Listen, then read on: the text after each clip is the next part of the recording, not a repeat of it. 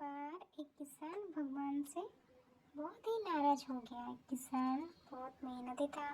बहुत मेहनत से वो खेत में अनाज उगाता, उसकी देखभाल करता, पर अक्सर उसकी फसल खराब हो जाती। कभी सूख पड़ जाता, कभी बाढ़ आ जाती, कभी तेज धूप, कभी आंधी। कोई ना कोई कारण बन ही जाता कि उसकी फसल खराब हो जाती।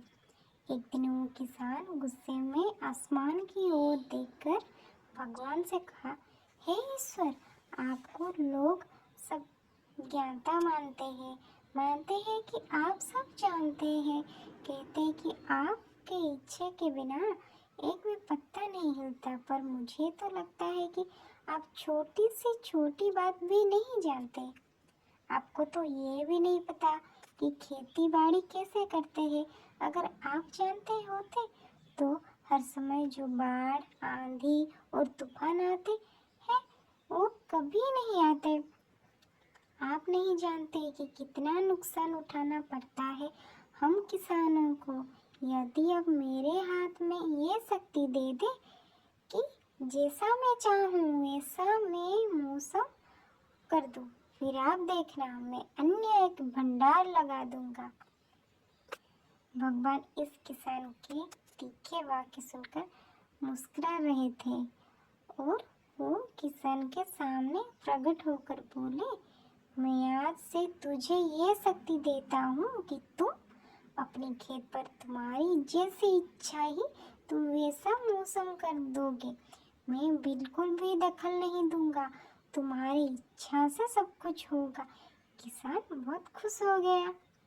किसान ने गेहूं की फसल अपने खेत में बोई। जब उसे लगा कि खेतों का धूप चाहिए तो खेतों को धूप मिले, जब पानी बरसाना चाहिए तब पानी बरसा। आंधी, तूफान, बाढ़ कुछ भी उसने अपने खेतों पर आने नहीं दिया। किसान के खेत में इस पर ऐसी फसल हुई जैसी कभी नहीं हुई थी। हरी भरी लहलाती फसल, मन ही मन वो बहुत खुश हो गया और सोचने लगा, अब सबूत के साथ दिखाऊंगा भगवान को। इसे कहते हैं शक्ति का सही उपयोग। मेरी सफलता देखकर उन्हें अपनी नियम जरूर बदलना पड़ेगा।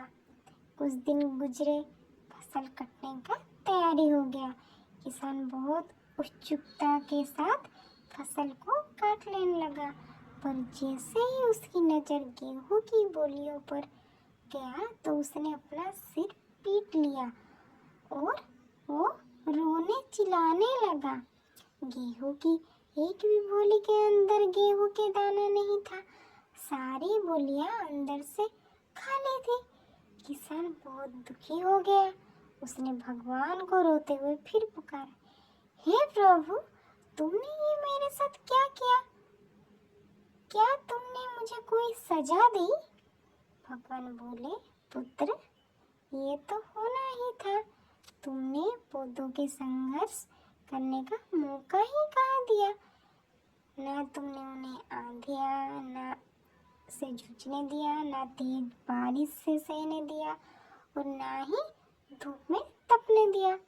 एक भी चुनौती का सामना उन्हें नहीं करने दिया, इसलिए सारे पौधे अंदर से खोखले हो गए। अब आंधी, तूफान, तेज बारिश और धूप पड़ती है, तभी ये पौधे अपने अस्तित्व को बचाने के लिए संघर्ष करते हैं और इसी संघर्ष से एक बल पैदा होता है जिसमें शक्ति होती है, ऊर्जा होती है और यही ऊर्जा पूर्ति तेरे गेहूं के दानों की तरह जो नहीं फूटी, तूने उन्हें कठिन परिस्थितियों से गुजरने ही नहीं दिया जहां उनके अस्तित्व का जन्म होता। सारे बालियों इसलिए खाली है, इसमें एक भी गेहूं का दाना इसलिए नहीं है क्योंकि तुमने अपनी पौधे को संघर्ष करना ही नहीं। याद रखिए, स्वर्ण में सुवर्ण आवाज तभी आती है जब वो आग में तपने, गलने और हथौड़ों से पिटे जैसे संघर्ष से गुजरता है। कोयल का टुकड़ा हीरा तभी बनता है जब वो उच्च दाब और उच्च ताप की मुश्किल परिस्थितियों से गुजरता है। इसी तरह यदि हमारी जिंदगी में कोई संघर्ष ही ना हो, कोई चुनौती ही ना हो, तो हम भी गेहूं के बालियों की तरह खोखले रह जाएंगे, कोई अस्तित्व नहीं होगा हमारा। विपरीत परिस्थितियाँ, चुनौतियाँ, समस्या हमें और अधिक निखारती है। यदि जीवन में कठिन परिस्थितियाँ और चुनौतियाँ आए तो घबराना मत, बल्कि सामना करना, विश्वास करना कि आप और अधिक निखर जाओगे और अधिक मजबूत बन जाओगे।